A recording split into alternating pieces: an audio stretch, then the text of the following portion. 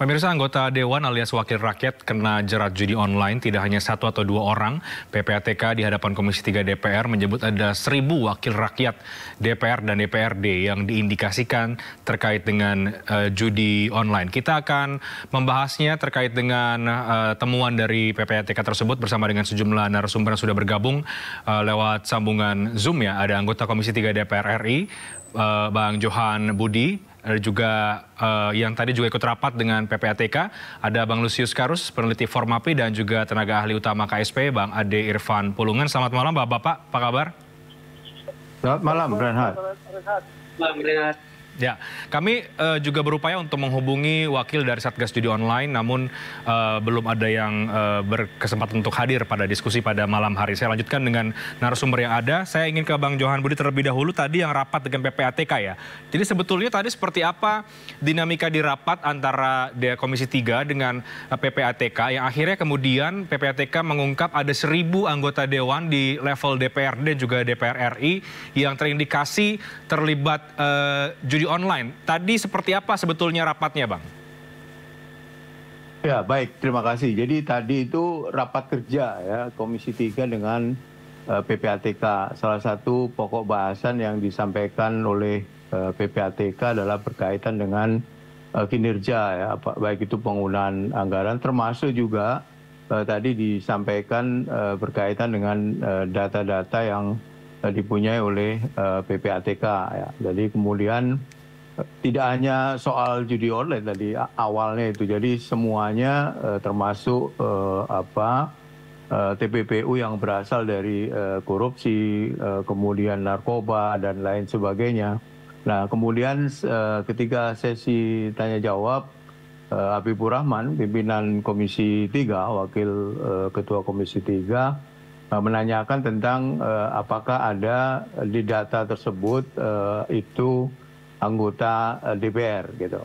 Nah, kemudian menjawab pertanyaan yang disampaikan oleh pimpinan Komisi 3, itulah Kepala PPATK membeberkan sejumlah data ya, termasuk yang kemudian muncul angka 1.000-an ya. Tapi itu saya tadi sempat menanyakan juga 1.000-an itu adalah anggota DPR RI, DPRD Provinsi, DPRD Kabupaten Kota, kemudian juga ada dari Kesekjenan tadi disampaikan. Jadi angka 1.000 itu adalah akumulasi atau gabungan dari 3 institusi ya, quote-unquote ya, DPR RI, DPRD Provinsi, kemudian juga DPRD Kabupaten Kota. Kemudian karena Habibur Rahman itu juga anggota MKD, maka tadi sempat ada diskusi apakah data itu bisa disampaikan kepada MKD.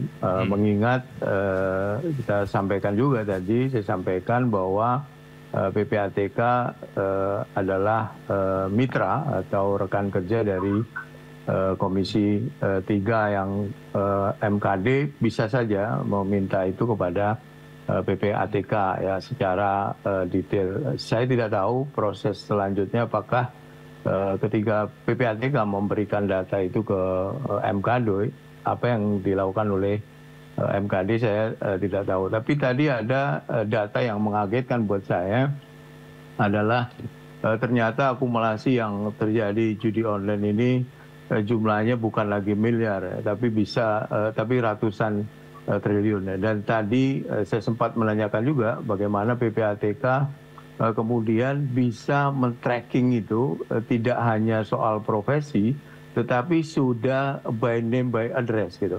Ya tentu karena tadi ada pertanyaan soal anggota legislatif ya, maka dijawab anggota legislatif. Sebenarnya banyak sekali pelaku penjudi online ini dari semua tingkatan dan semua lini ya, tidak hanya di legislatif saya kira.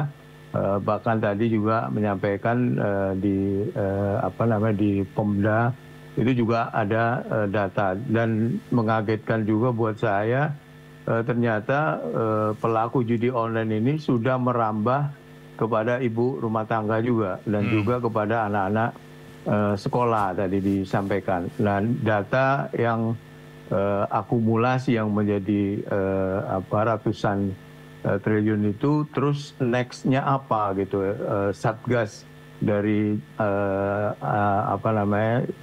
Satgas anti judi online ini kemudian kemanakan, karena datanya begitu detail tadi ya yang disampaikan oleh PPATK, bahkan RT RW pun itu tercatat gitu, ini nama ini dari RT mana sampai ke desa-desa. Jadi luar biasa nih, ternyata judi online merambah ke pelosok-pelosok, tidak hanya di elit, apakah elit politik, apakah elit pemerintahan, tetapi juga masuk kepada warga biasa yang di desa-desa dan juga menyangkut anak sekolah. Bahkan tadi saya menyampaikan juga ke Kepala PPATK, judi ini memang seolah-olah korbannya adalah pemain judi saja yang masyarakat. Ternyata tidak begitu menurut saya. Jadi judi ini juga bisa merambah atau merugikan perekonomian negara. Saya ambil contoh, ada orang bank yang kemudian mencuri uang di bank itu, BUMN, uangnya dipakai untuk judi online. Baik. Kemudian juga ada pengguna anggaran, bisa saja karena kecanduan judi, kemudian anggaran yang seharusnya untuk untuk rakyat kemudian dipakai untuk bermain judi, dan itu sudah ada contoh-contohnya ya, yang mengemuka di publik gitu. Oke. Saya kira itu. Ya, jadi ada banyak sebetulnya temuan yang tadi diungkapkan oleh PPATK, ya, termasuk juga perputarannya sampai dengan ratusan triliun, melibatkan berbagai level lapisan di masyarakat, termasuk juga di tingkat elit. Nah, dari Komisi 3 sendiri, apakah sikapnya kemudian menyetujui ya, Bang Johan Budi, kalau kemudian dugaan bahwa ada anggota DPR begitu ataupun DPRD yang terlibat judi online ini memang diadukan atau dilaporkan ke MKD untuk selanjutnya diproses, atau seperti apa sebetulnya, Bang? Ya, tadi mengemuka bahwa dari Habibur Rahman tadi ya, saya mengikuti juga tadi di rapat, nanti datanya akan diberikan kepada MKD dan juga kepada Komisi 3. Tapi saya tidak tahu datanya itu seperti apa ya, apakah detail nama-nama yang kemudian sampai berapa transaksi yang disampaikan, atau berapa transaksi yang sudah dilakukan oleh masing-masing orang itu ya. Saya tidak tahu karena datanya juga belum disampaikan. Nanti mungkin secara resmi ya PPATK, karena di dalam undang-undang PPATK juga ada klausul ya yang menyebut bahwa PPATK melaporkan kepada kinerja ya, melaporkan kepada Presiden dan juga kepada DPR setiap semester ya kalau nggak salah, setiap 6 bulan ya. Jadi tapi bagi saya, menurut saya, siapapun pelaku judi online ini harus segera ditanggapi serius ya oleh Satgas anti judi online ya. Datanya sudah ada, terus mau ngapain gitu? Konkretnya mau diapain? Apakah karena ini menyangkut banyak orang ya, dan dari tingkat atas sampai tingkat bawah yang kemudian bisa merugikan, tidak hanya membuat rakyat menjadi semakin miskin, tetapi juga bisa merugikan perekonomian negara gitu. Oke, baik. Sebelum saya ke Bang Irfan Pulungan ya, saya ke Bang Lusius terlebih dahulu. Jadi Bang Lusius, ketika sudah diungkapkan ke publik ada 1.000 anggota dewan ya terindikasi judi online, datanya juga kemungkinan besar pasti ada. Menurut Anda apa yang seharusnya dilakukan setelah ada indikasi ini? Ya, saya kira Pak Johan tadi sudah katakan bahwa MKD ya melalui Pak Habib tadi itu bermaksud untuk meminta data itu dari PPATK ya. Selama ini kan kita tahu MKD ini sebenarnya sudah menerima laporan terkait dengan anggota DPR yang terlibat judi online, ya, laporan dari anggota keluarga. Pada saat itu Pak Habib pernah menyampaikannya juga ya. Tapi kan kita belum melihat satu respon MKD dengan misalnya menindaklanjuti laporan anggota masyarakat itu terhadap anggota DPR yang melakukan judi online ya. Dan sekarang tiba-tiba PPATK menyampaikan informasi yang lumayan menggemparkan dari sejumlah ya, lebih dari 1.000 anggota, 25M jumlah transaksi gitu ya. Informasi-informasi yang saya kira tidak bisa membuat kita kemudian menganggap ini masih sesuatu yang direspon standar-standar saja gitu ya. Jadi saya setuju data ini akan diberikan oleh PPATK ke MKD, tapi apakah kemudian MKD akan memproses ini, itu yang saya kira perlu kita tekankan. Ya, jangan sampai setelah data disampaikan oleh PPATK, ini hanya menjadi dokumen atau naskah yang akan disimpan di rak-rak MKD saja. Ya.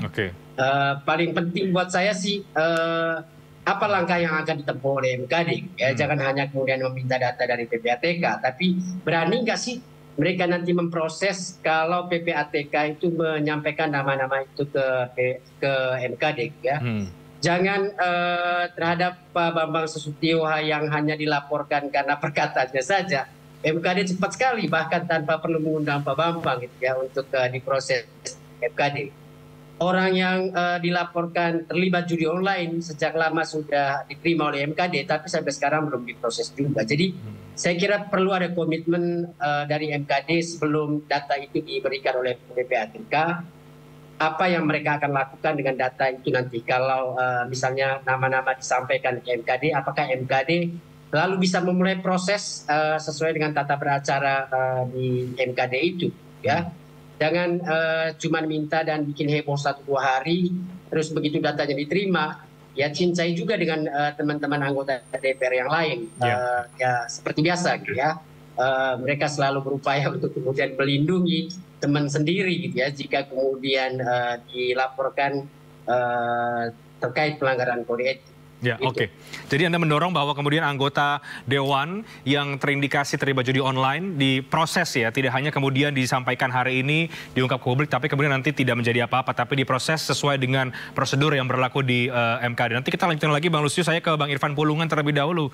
Bang Irfan, kita tahu Presiden sudah meminta untuk memberantas ya praktek judi online. Ada Satgas juga di sana. Nah, ketika kemudian ini tampaknya semakin melebar ke berbagai level masyarakat, termasuk juga anggota Dewan, bagaimana semangat untuk memberantas judi online ini yang masih diarahkan oleh Presiden Jokowi ketika ternyata jumlahnya semakin banyak ini yang terlibat judi online? Halo? Ya, Bang Irfan, bisa mendengar Bang Irfan? Ya, Mas Reinhardt, ya. Jawaban atau pernyataan dari Ketua PPATK dalam rapat dengan Komisi 3 itu kan menunjukkan perbuatan dan kumpulan dari ya. Oke, jadi sialnya.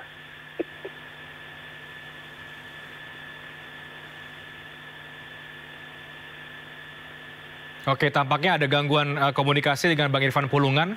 Bang Irfan mungkin nanti sambil diperbaiki dulu jaringan komunikasinya karena tidak terdengar suaranya. Saya lanjutkan ke Bang Lusius kalau begitu. Bang Lusius, Anda mendorong untuk ini diproses ya.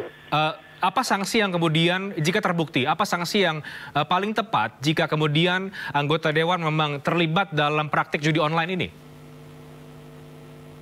Ya, saya kira kalau pemerintah sampai membentuk satgas khusus untuk memberantas judi online ini, itu artinya ini masalah serius, ya. Dan untuk anggota DPR, saya kira ini bukan pelanggaran etik main-main lagi, ya. Kalau nanti terbukti misalnya ada anggota DPR yang terlibat judi online. Jadi bagi saya sanksi pemberhentian sebagai anggota DPR itu paling layak untuk diberikan kepada anggota DPR yang terlibat judi online ini. Karena ya bagaimana kemudian bisa muncul efek jera gitu ya, jika hanya misalnya teguran lisan, teguran tertulis gitu ya, itu sanksi main-main dan anggota DPR akan dengan mudah meremehkan itu ya. Lalu tidak terlihat juga bagaimana sikap DPR terhadap judi online kalau kemudian sanksinya itu ringan-ringan saja. Jadi buat saya sih ini panggung yang harus digunakan oleh DPR untuk menunjukkan sikap tegas terhadap judi online ini yang mesti diikuti oleh seluruh lapisan masyarakat. Ya, harus mulai dari DPR dengan memberikan sanksi tegas kepada anggotanya. Pemberhentian itu yang saya kira paling mungkin bisa membuat orang lalu merasa bahwa wah ini nggak main-main di judi online. Ya, kalau teguran ringan, teguran tertulis, jangan-jangan bahkan suratnya itu atau tegurannya itu saja masuk telinga kiri keluar telinga kanan, atau kalau tertulis itu hanya disimpan di laci saja. Jadi baik kalau kemudian di akhir periode ini sih ya jangan main-main juga kalau ini sudah dihebohkan di Komisi 3 ya.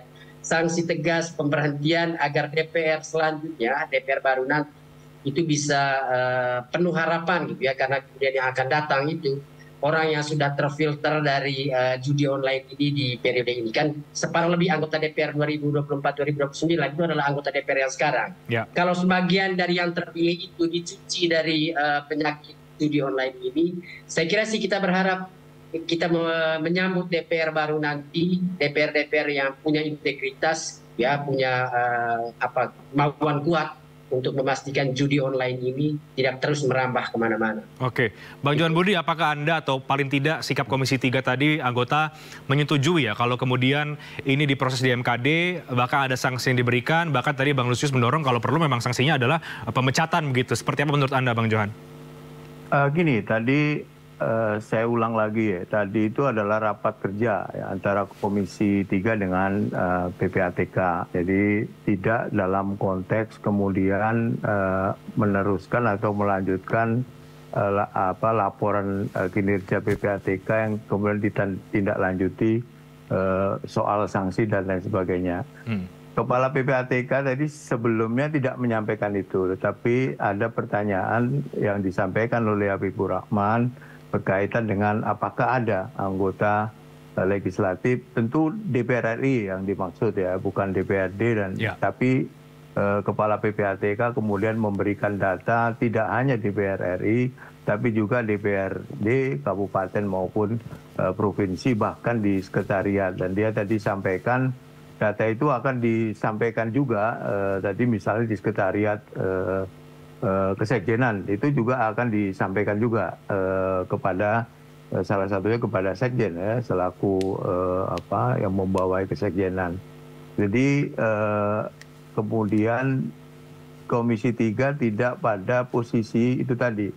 Apakah kemudian diusut yang kemudian, nah ini MKD gitu, MKD kan AKD organnya DPR ya, sebenarnya ini untuk untuk mendapat laporan adanya pelanggaran etik ya dari dari anggota DPR. Tadi di rapat juga saya sampaikan ya, kalau judi itu kan melanggar undang-undang kan, KUHP 303 itu kan berarti pidana itu. Jadi tidak hanya kalau pelanggaran tidak hanya kode etik, tapi juga pelanggaran pidana kalau kita mau serius ya, dan juga tidak fair juga menurut saya kalau hanya anggota DPR saja yang dituntut untuk dilakukan pemeriksaan terhadap etika ya di MKD, tapi juga karena gini, judi online ini sudah merasuk ke semua lini ya, di pejabat pemerintah atau di pemerintahan juga ada. Tadi disampaikan juga oleh Kepala PPATK, bahkan penegak hukum yang seharusnya menegakkan hukum memberantas judi online, itu juga ada oknum yang terlibat gitu. Nah ini gimana ini?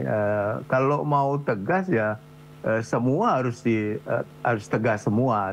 Karena itu tadi saya sampaikan kepada Kepala PPATK, setelah dapat data yang begitu rigid, begitu detail, by name by address, terus mau diapain temuan-temuan itu? Diproseskah? Diprosesnya seperti apa? Bahkan kemarin kan sempat ada pro kontra ya, korban judi online ya, meskipun keluarganya itu dikasih bansos ya, makin parah lagi tuh bansosnya dijual main judi lagi tuh.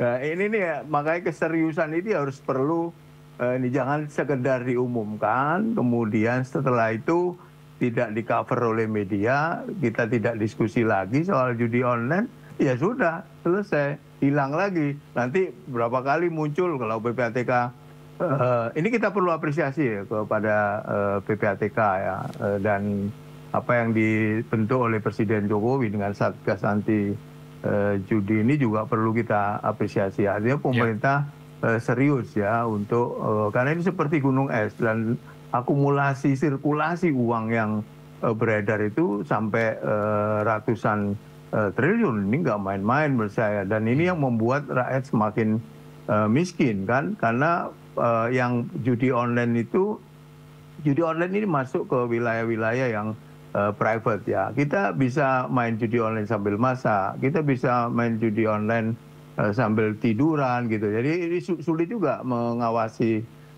soal ini ya, karena itu Satgas anti judi online ini kan juga ada Kominfo. Nah disitulah bandar-bandar yang termasuk juga bank-banknya, bank yang digunakan, rekening-rekening yang digunakan juga melalui bank yang resmi. Dan saya kaget juga, ternyata bisa juga jual beli rekening ini ya.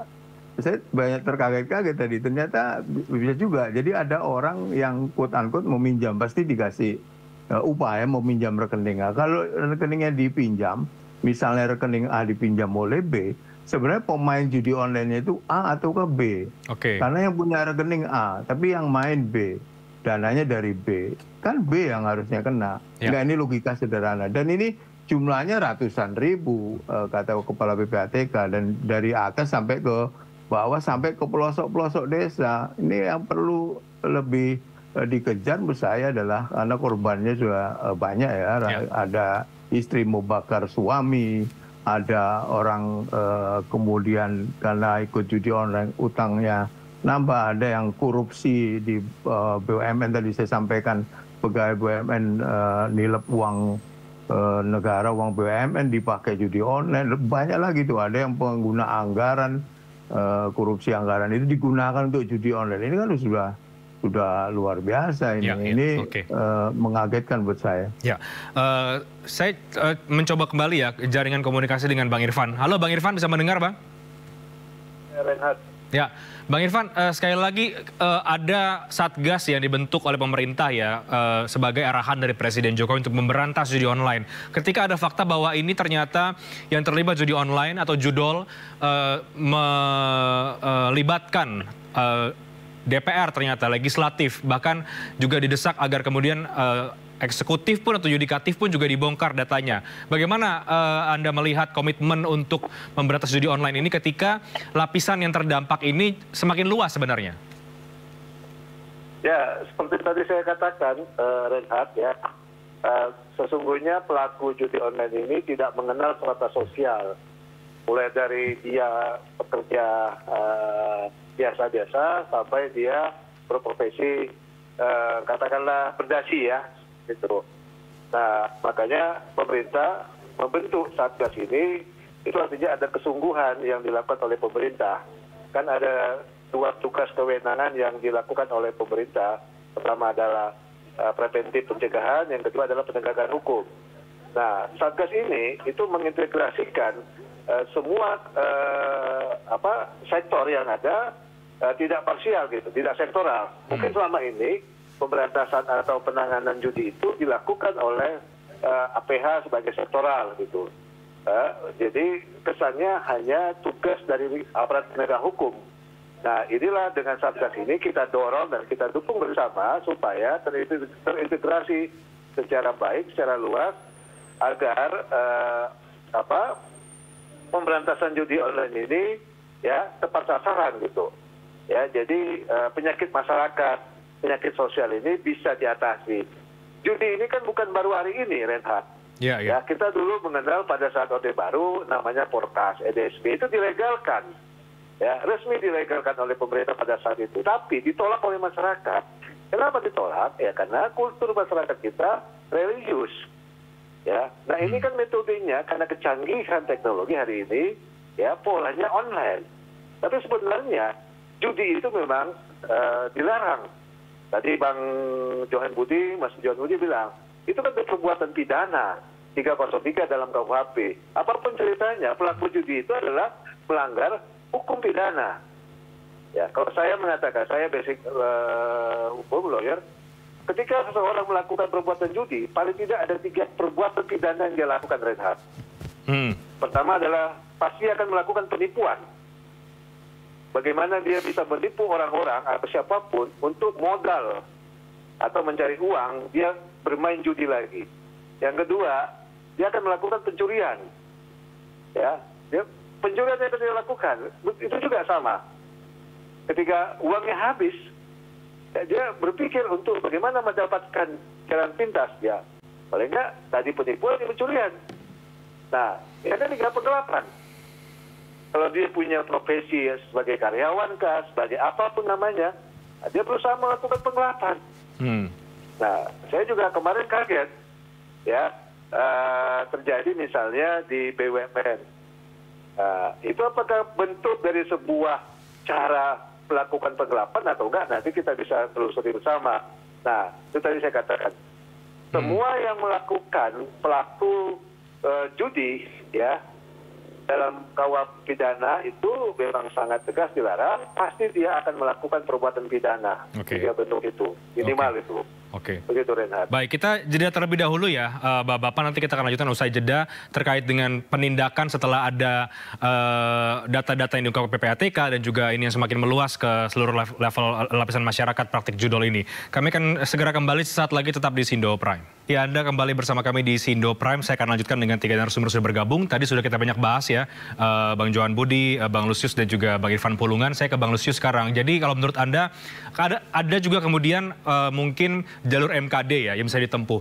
Tapi juga kita tahu ada Satgas Judi Online yang tadi juga disampaikan oleh Bang Irfan, ini juga untuk bekerja memberantas judi online. Apakah kalau kemudian benar wakil rakyat ini terlibat, Satgas bisa masuk sampai ke sejauh itu, Bang Lusius? Saya kira sih untuk tujuan yang lebih baik ya, karena tadi sudah diberitahukan bahwa judi online ini sudah merambah kemana-mana. Ya tentu jadi pekerjaan berat dan besar ya untuk kemudian menghentikan peredarannya ya. Dan saya kira tindakan-tindakan luar biasa untuk kemudian memutuskan mata rantai judi online ini yang dibutuhkan, termasuk jika misalnya tim dari pemerintah itu bisa menjangkau kemana saja, saya kira ya, demi kepentingan memutuskan mata rantai judi online itu. Oke, jadi harusnya kemudian lewat jalur apapun ini tetap harus diberantas ya, Bang Lusius ya. Menurut Anda apa sih kemudian kerugiannya ya bagi masyarakat ketika anggota dewan atau mungkin eksekutif bahkan yudikatif ini masuk dalam pusaran judi online yang sekarang tengah diberantas oleh pemerintah?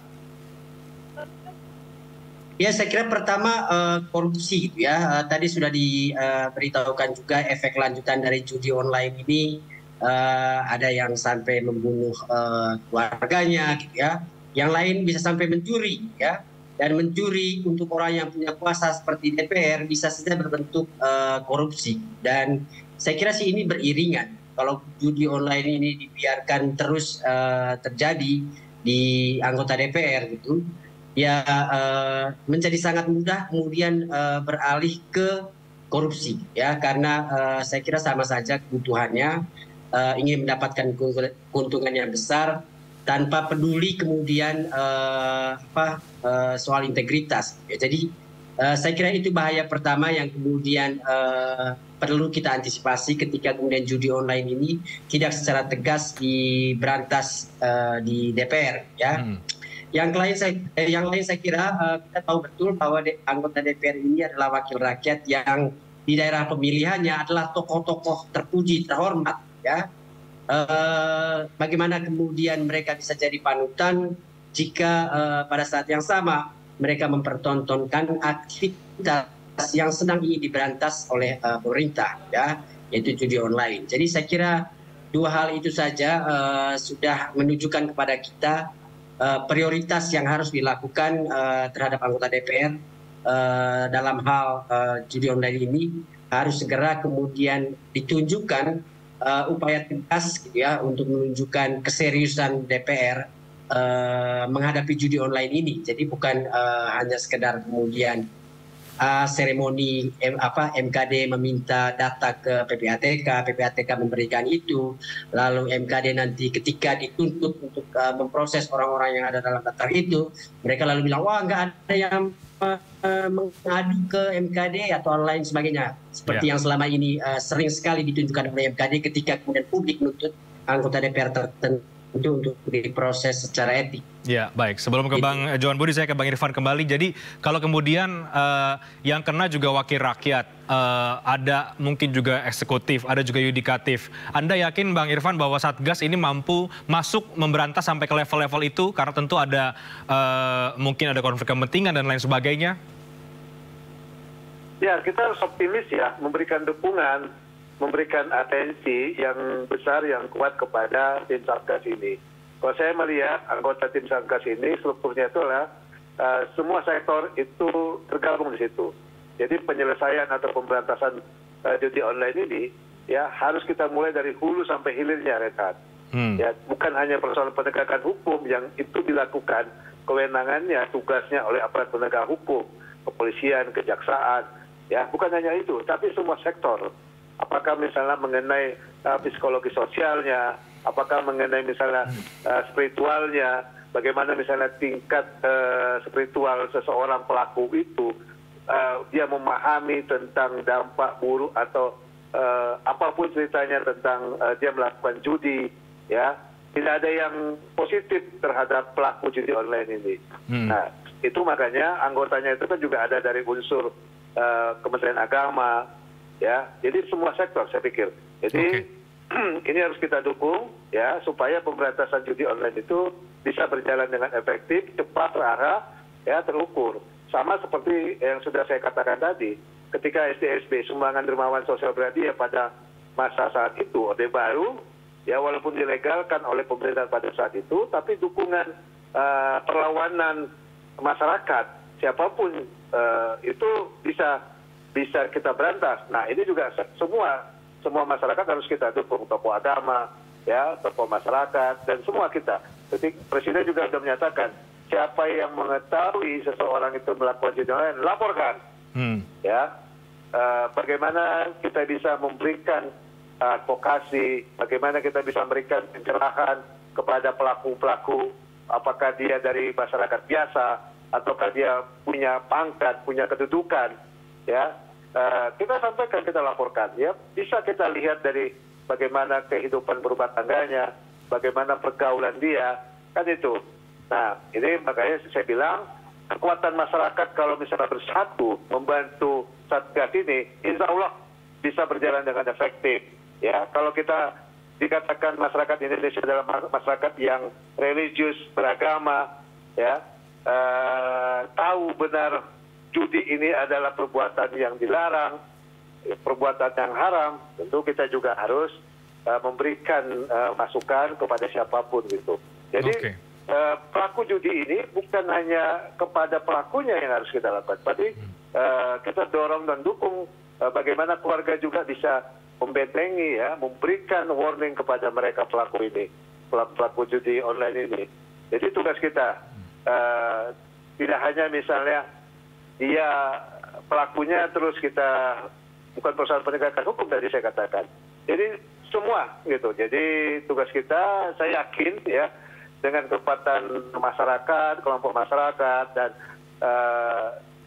Presiden sudah memberikan arahan, penugasan kepada Satgas ini, ya insya Allah Renhat, semua akan bisa teratasi judi online ini yang sebagai penyakit sosial, penyakit masyarakat. Baik, saya terakhir ke Bang Johan Budi. Jadi ada banyak lapisan masyarakat yang terdampak dari judi online.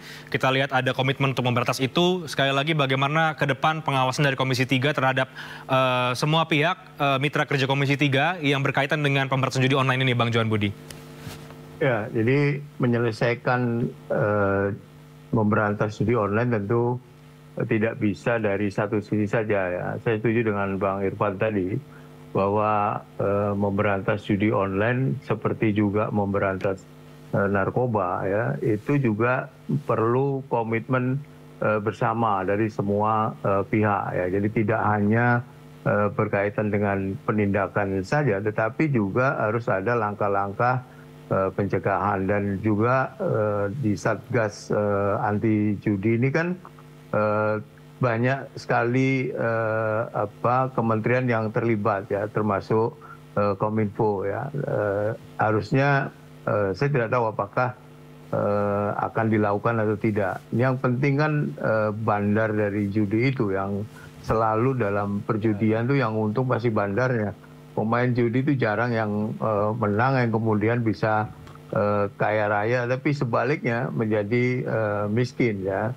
Karena itu juga perlu perhatian terhadap para bandar ini, termasuk juga ini kan menggunakan bank-bank yang resmi ya, rekening-rekening di bank yang resmi. Apakah itu tidak bisa di tracing ya? Jadi memang memberantas ini perlu komitmen dari semua pihak ya, tidak hanya penegak hukum saja, tapi juga ada tokoh-tokoh agama tadi disampaikan, termasuk juga pengawasan terhadap media internetnya ya.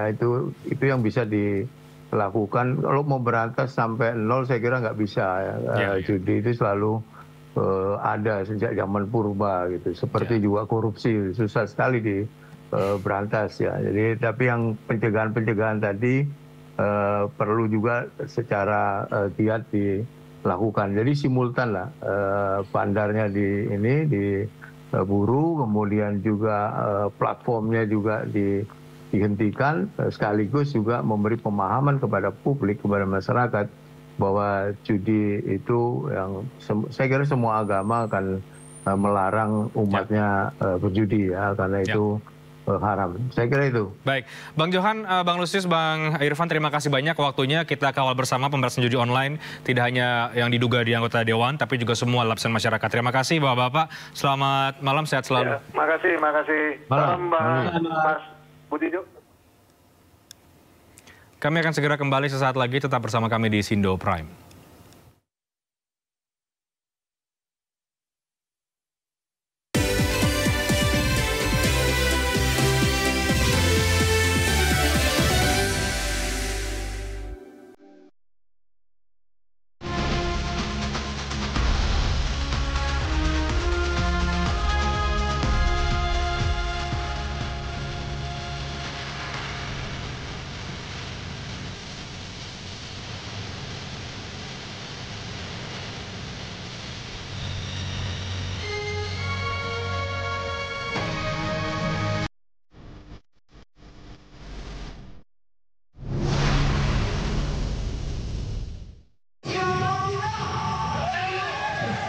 Lebih mampu, mereka membayar lebih banyak, dan mahasiswa yang tidak mampu, dia membayar lebih sedikit. Kami fokuskan adalah pariwisata yang berkualitas. Benyamin Netanyahu dan Joe Biden murka. Banyak isu-isu paling hangat yang akan kami rangkum semua dalam Sindo Today. Di Sindo News TV, Beyond Headlines. Seumur hidup, itu 5-5-nya anaknya seumur hidup. Bahkan disentuh, dipukul pakai gembok. Ada bekasnya dan lain sebagainya? Ada, Pak. Di sana ada kode etik, ada administrasi, dan ini pun bisa menjadi bahan buat Bang Yogi untuk PK kalau memang betul ada. Rakyat bersuara. Hanya di Sindo News TV, Beyond Headlines. 24 jam dalam sehari. Tak ada satupun jam yang terlewatkan tanpa pemberitaan. Ada saja peristiwa terjadi di sekitar kita.